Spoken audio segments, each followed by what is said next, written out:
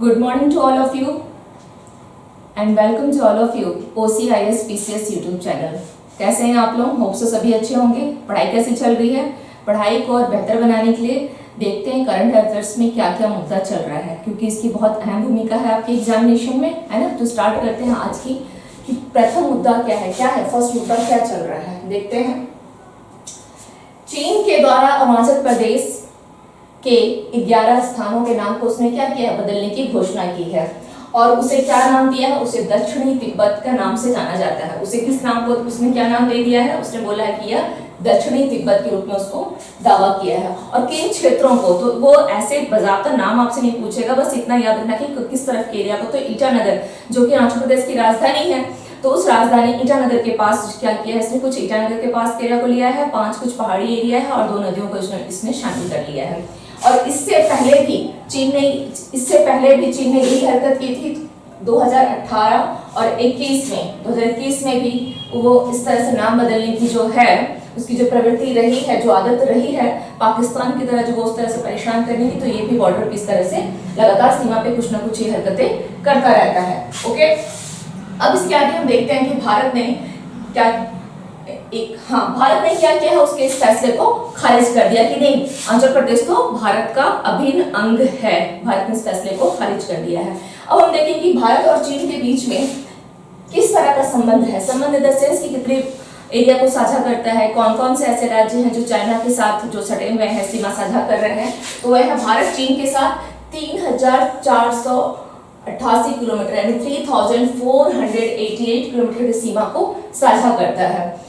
इसके साथ कौन कौन है, लद्दाख है, हिमाचल प्रदेश है, उत्तराखंड है, सिक्किम है और अरुणाचल प्रदेश है। ओके, अगर आप मैप पे देखेंगे तो बहुत आसान हो जाएगा, ऊपर से डायरेक्ट है, एक सीक्वेंस में दिया गया है। लद्दाख मैप को अगर जो ज्योग्राफी की चीज सभी कोई तैयार करते हैं, सभी स्टूडेंट्स पढ़ते हैं, सबको याद है कि मैप किस तरह से है। लद्दाख, हिमाचल प्रदेश, उत्तराखंड, सिक्किम और अरुणाचल प्रदेश ये क्या करते हैं, चीन के साथ सीमा को साझा करते हैं। ओके, चलिए बढ़ते हैं दूसरे मुद्दे की तरफ। जम्मू संभाग के कठुआ जिला, ओके, बसोली पेंटिंग को जीआई टैग मिला है। किसको, बसोली पेंटिंग को जीआई टैग दिया गया है। ये पेंटिंग आप लोग देख रहे हैं, इस पेंटिंग को क्या किया गया है, जीआई टैग दिया गया है। अब इससे पहले अभी आपने 2-4 दिन पहले भी न्यूज़ में पढ़ा था कि हिमाचल की जो कांगड़ा चाय है उसे भी क्या दिया गया है, जीआई टैग मिला है। तो रिसेंट के कुछ जो जीआई टैग जिसे मिलता जा रहा है उसे आप ध्यान में रखिएगा, क्योंकि उनमें से किसी एक को भी आपके एग्जाम में पूछ सकता है। तो हम लोग थोड़ा सा पीछे जो है इसे रिकॉल कर लेते हैं कि किसका। तो आप देखेंगे हिमाचल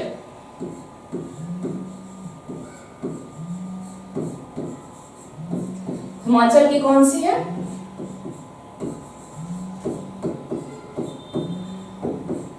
कांगड़ा चाय। ओके, हिमाचल की कांगड़ा चाय को जीआई टैग दिया गया है। अगर हम बात करें बीपीएससी को फोकस करते हुए, बीपीएससी की फिल्म्स को देखते हुए, तो बिहार के 5 उत्पाद हैं, 5 ऐसे कृषि उत्पाद हैं जिनको कि जीआई टैग दिया गया है। तो देख लेते हैं वो कौन कौन से हैं, क्योंकि इससे बीपीएससी में क्वेश्चंस आने की संभावना रहती है। कौन कौन सी है वो, बिहार की अगर बात की जाए तो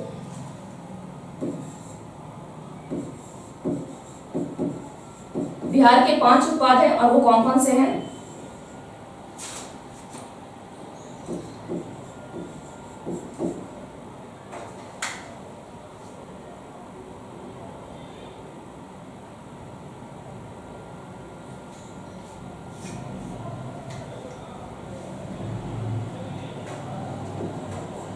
जर्दालू आम, ये कहाँ का है, तो ये भागलपुर का है। ठीक है, भागलपुर के जर्दालू आम है। ओके, सेकंड में देखते हैं कौन सा है, जर्दालू आम हो गया आपका। नवादा का मगही पान, कतरनी चावल या धान,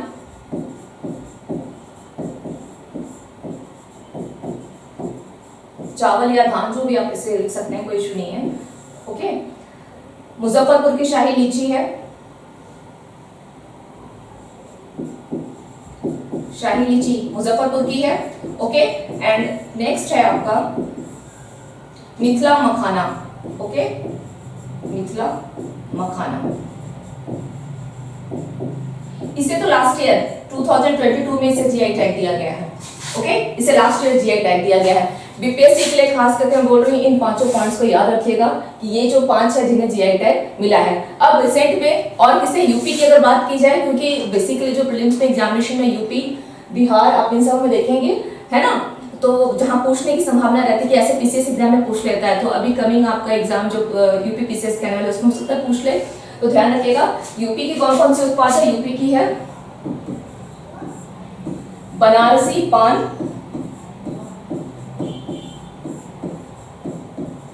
और लंगड़ा आम। ओके, इसे दिया गया है। क्लियर? चलिए नेक्स्ट मुद्दा देखते हैं क्या है।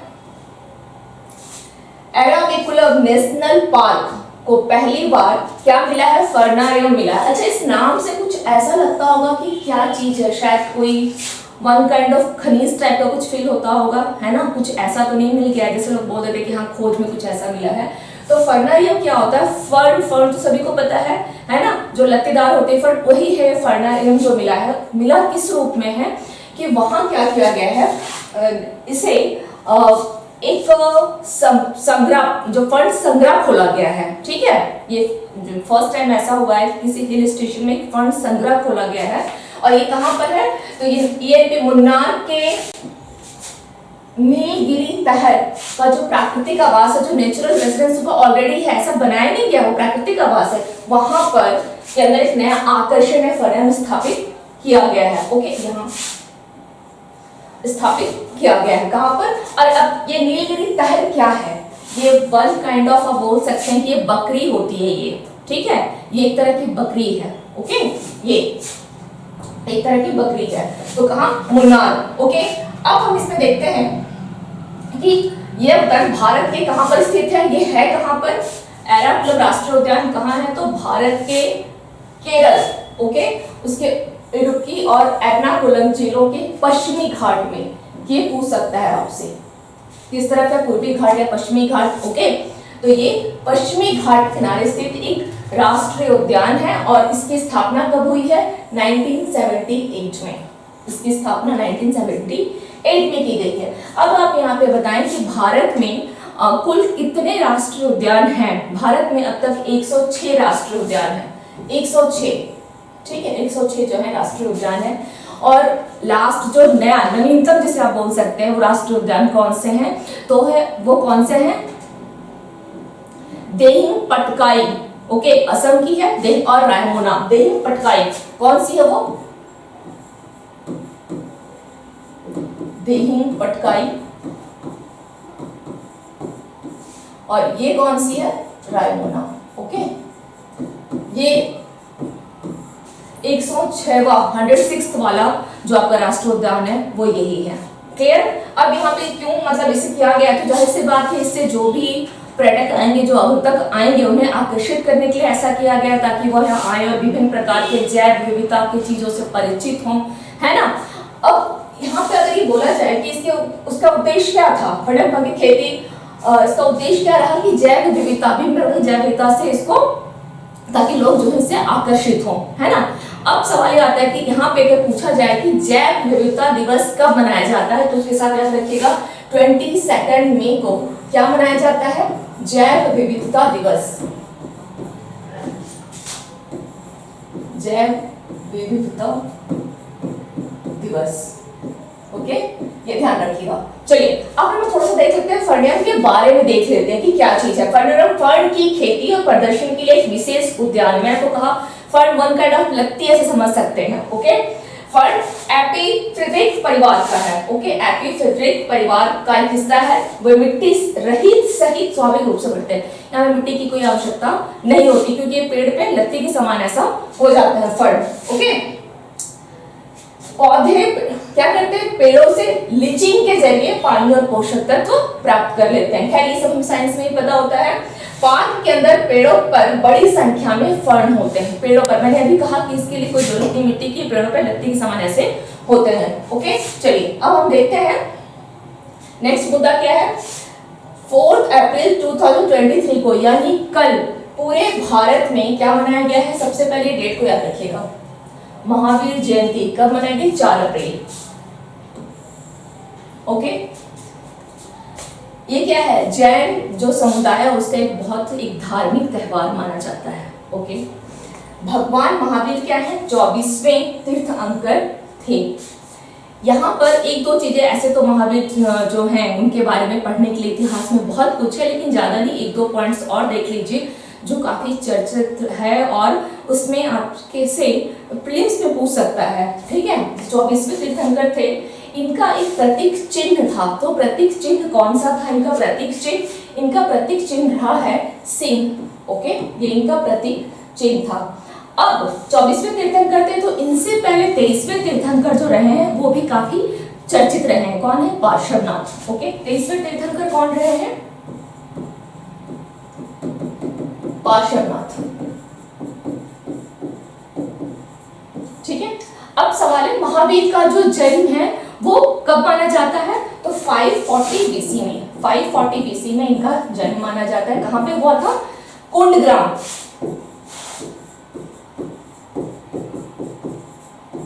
वैशाली। ओके, तो इस तरह से ये 2-3 फैक्ट्स इनका, इनको और वर्धमान नाम से भी जाना जाता है। इनके पिता का नाम जो है इनके पिता का नाम सिद्धार्थ है और इनकी माता का नाम त्रिशला। ओके, इस तरह से ध्यान रखिएगा। ठीक है,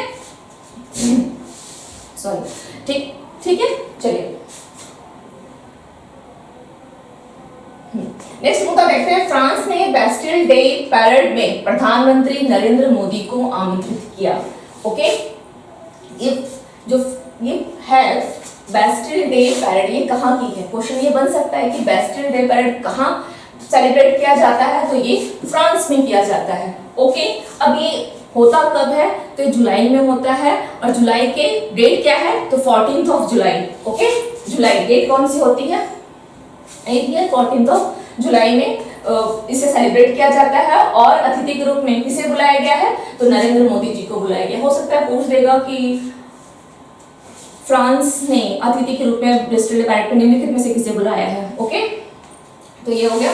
अब हम नेक्स्ट देख लेते हैं कि हाँ, बेस्टिल डे सैन्य जो पैरेड है ये क्या होता है? तो 14 जुलाई को मैंने आपको ये बताया कि सैन्य पैरेड के नाम से इसे जाना जाता है और पहली बेस्टिल डे पैरेड जो है 1718 में इसको आयोजित किया गया था। यह हर साल 14 जुलाई को पेरिस में आयोजित किया जाता है।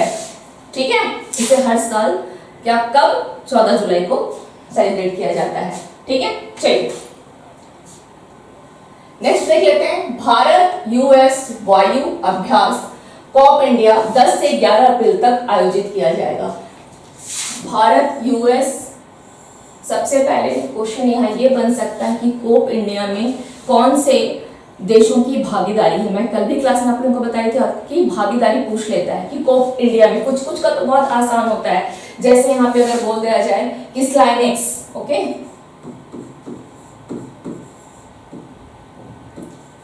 स्लाइनेक्स 2023 किसके किसके बीच में है? तो भारत श्रीलंका के बीच में। कहां आयोजित किया गया है? ये किसके बीच में है? भारत श्रीलंका। इससे क्या होगा ना कि आपकी एक रिवीजन हो जाएगी। एवरीडे अगर आप देखेंगे तो एग्जाम के समय जो आप बैठ करके रट्टा मारते हैं वो रट्टा मारने की आवश्यकता नहीं होगी। एवरीडे रिवीजन होने से आपका करंट ऑटोमेटिक बहुत तैयार हो जाएगा। करंट पे क्या है? बहुत है करंट। जिसे अगर कहा जाता है ना कि समुद्र के समान है, तो वाकई में समुद्र के समान है। समझ में नहीं आता है कि कहाँ हर बुक में लगेगा कुछ, अच्छा यहाँ कुछ मिल रहा है चलो उठा के पढ़ लो, यहाँ कुछ मिल रहा है उठा के पढ़ लो। तो इसलिए अगर आप डेली जैसे अभी ठीक है, आप में से कुछ को याद होगा कि हाँ साइनेक्स में तो ये है और यहाँ हुआ, लेकिन कुछ को याद नहीं होगा। तो इसे अगर 2-4 ऐसे जैसे न्यूज में आता रहता है और रिविजन हो जाए तो फिर आपको एग्जाम में बहुत मेहनत करने की आवश्यकता नहीं होगी। ओके, तो भारत श्रीलंका कहाँ पे आयोजित किया गया है? कोलंबो में। Okay, Colombo SLINEX 2023 Bharat Sri Lanka Colombo. और इसका कहाँ हुआ है? Cope India. ये किस नाम से जाना गया है? Cope India. कहाँ आयोजित किया गया है? ये आयोजित कहाँ हुआ है? ये हुआ है पश्चिम बंगाल।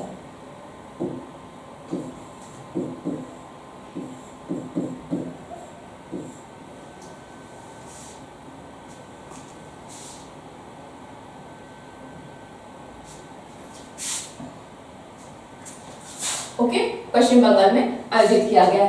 इस तरह से अभी 2023 में अगर बात की जाए अराउंड जनवरी से लेकर के अभी तक, तो आपको कुछ कुछ और भी अभ्यास इस तरह से याद रख लीजिएगा।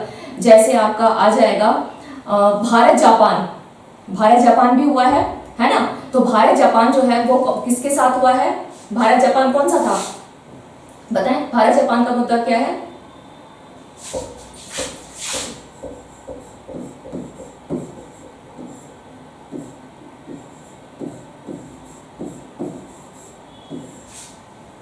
साउंड सबको आ रही है कि नहीं आ रही है? साउंड सभी को आ रही है कि नहीं आ रही है?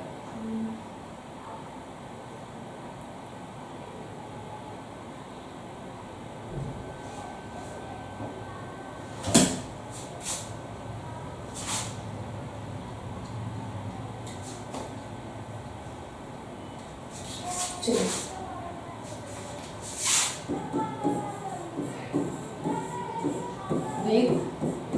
गार्जियन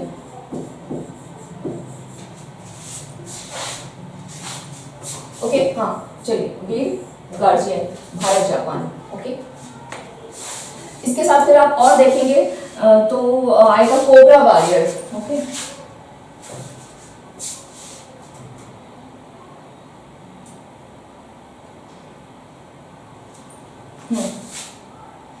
भारत यूके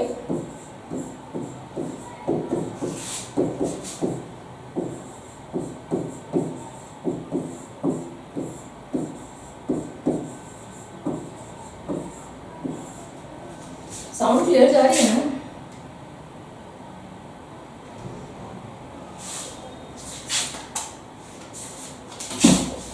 ठीक, चलिए, ये हो गया। अब नेक्स्ट मुद्दा हम लोग देखते हैं,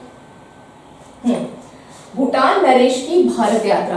तो इनके बीच क्या हो गया? दो पक्ष जो संबंध है, तो इसमें कुछ जो इनके बीच साझेदारी की बात चली कि क्या क्या इनके बीच में जो भारत जो है हमेशा भूटान को मदद करता आया है ना। तो अभी वो 5 किन मुद्दों पे चर्चा हुआ है, तो देखेंगे।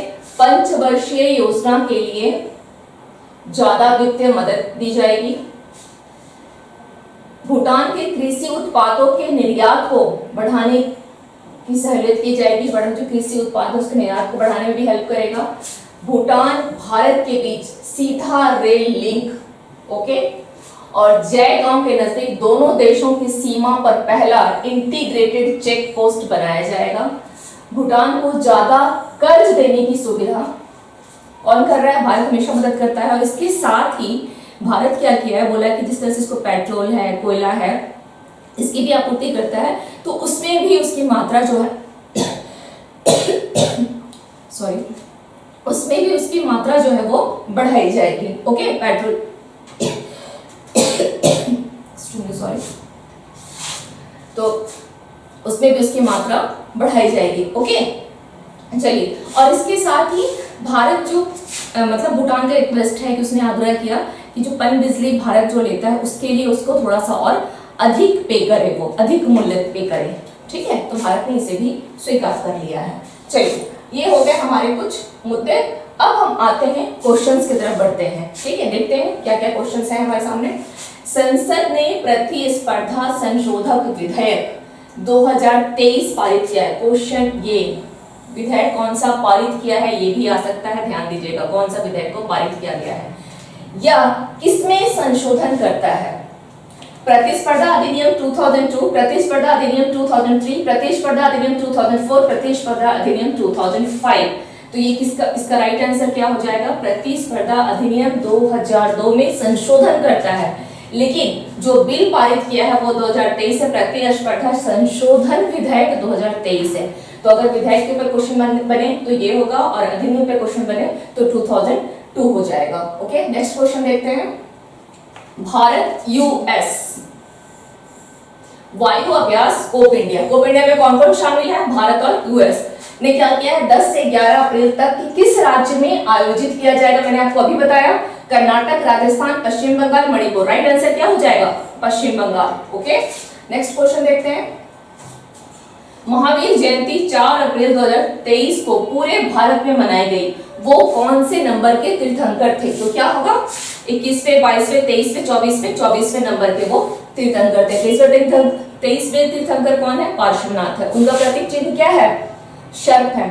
ओके, महावीर का क्या था? मैंने अभी बताया, सिंह है, ध्यान रखिएगा। किस देश के राजा अप्रैल 2023 में 3 दिवसीय यात्रा पर भारत पहुंचे? किस देश के राजा हैं? तो नेपाल, भूटान, म्यांमार, थाईलैंड। भूटान के। और इनका नाम याद रखना, वांगचुक, बहुत आसान सा नाम है ना। 3 इडियट्स का याद है? वांगड़ू 3 इडियट्स में थे, था ना। आमिर खान का क्या नाम था? वांगड़ू, फुनशोक वांगड़ू। तो यहाँ पे वांगचुक याद रखना है, ध्यान रखिएगा। ओके, चलिए नेक्स्ट क्वेश्चन देखते हैं। नाथुला दर्रा जो भारत का एक लोकप्रिय पर्यटन स्थल है, कहाँ अवस्थित है? पाकिस्तान से लगी सीमा पर, भूटान के साथ सीमा पर, चीन के साथ सीमा पर, नेपाल की सीमा पर। राइट आंसर चीन के साथ सीमा पर नाथुला दर्रा। ओके, चलिए नेक्स्ट क्वेश्चन देखते हैं। चीन ने अरुणाचल प्रदेश में 11 स्थानों का नाम बदलने की घोषणा की है। ये ध्यान रखिएगा, कितने स्थानों की? 11 स्थानों की। ओके, निम्नलिखित में से कौन सा राज्य चीन के साथ सीमा साझा नहीं करता है? मैंने आप लोगों को अभी बताया था कि कौन कौन से राज्य करते हैं। तो अगर आप मैप का थोड़ा दिमाग में रखे होंगे तो बहुत आसान है। लद्दाख, हिमाचल प्रदेश, उत्तराखंड, सिक्किम, अरुणाचल प्रदेश। तो इसमें से कौन होगा? हिमाचल प्रदेश, उत्तराखंड, असम, सिक्किम। ओके, तो असम इसका सीमा साझा नहीं करता है। क्लियर? चलिए, प्रथम भारत मध्य एशिया संस्कृति मंत्रियों की बैठक के संबंध में निम्नलिखित कथनों पर विचार करें। केंद्रीय मंत्री कौन है? जी किशन रेड्डी ने 3 अप्रैल 2023 को इसकी मेजबानी की है। बैठक में कौन कौन है? अब किसकी बात कर रहा है ये? भारत मध्य एशिया की। ओके, तो कौन मध्य एशिया में कौन कौन आएंगे? कजाकिस्तान, किर्गिस्तान, ताजिकिस्तान, तुर्कमेनिस्तान और उज्बेकिस्तान के संस्कृति, क्योंकि कौन सा बैठक था? संस्कृति की थी, कल्चर का था, तो क्या होगा? उन्हीं के मंत्री शामिल होंगे। अब बताया जा रहा है कि इसमें से कौन सा कथन सही है? केवल एक सही है, केवल 2, 1 और 2 दोनों, और ना तो 1 और ना ही 2। इसका राइट आंसर क्या हो जाएगा? 1 और 2 दोनों सही है। और ये इंपॉर्टेंट क्वेश्चन है, ध्यान रखिएगा। ठीक है, हो सकता है आप में से ये बोल दे कि भारत एशिया संस्कृति जो मंत्रियों की बैठक हुई है उसमें से कौन सा, किसने भाग नहीं लिया था ये। ठीक है, इसमें से ये कुछ ऑप्शन में से दे दे कि कौन इस मध्य एशिया के कौन से शामिल था, कौन से नहीं थे, कुछ ऐसा दे देगा। तो थोड़ा ध्यान रखिएगा नाम को। ठीक है, चलिए, किस देश ने हाल में ही प्रधानमंत्री नरेंद्र मोदी को बैस्टिल डे पैरेड में आमंत्रित किया है? किसने किया है? जापान, इटली, दक्षिण कोरिया, फ्रांस ने। ओके, किस बैंक ने मार्च 2023 में अपने ग्राहकों के लिए व्हाट्सएप बैंकिंग सेवा शुरू की? कौन सी है? India Post Payments Bank, Paytm Payment Bank, Jio Payment Bank, NHSDL भुगतान बैंक। कौन सी होगी? India Post Payments Bank. अच्छा, इसकी स्थापना कब हुई थी? इसकी स्थापना कब हुई है? 1 सितंबर 2018। और ये किसके अंतर्गत? भारतीय डाक विभाग और संचार, ठीक है, संचार मंत्रालय के अंतर्गत ये काम करता है। भारतीय डाक विभाग और संचार मंत्रालय के अंतर्गत ये काम करता है। ओके, चलिए लास्ट क्वेश्चन है, कहाँ की बस होली पेंटिंग को जीआई टैग मिला है? उड़ीसा, महाराष्ट्र, कर्नाटक, जम्मू कश्मीर। राइट आंसर क्या हो जाएगा? जम्मू कश्मीर। ओके, चलिए, तो आज का हमारे करंट अफेयर्स का सेशन खत्म होता है। अगर आप में से किसी को कुछ डाउट होगा तो कमेंट सेक्शन में प्लीज कमेंट करें। और ये मेरी अपनी यूट्यूब चैनल है, इस पे आप लोग लाइक करें, सब्सक्राइब करें और इसे शेयर करें। तो मिलते हैं कल की क्लास में फिर। Okay, thank you to all of you.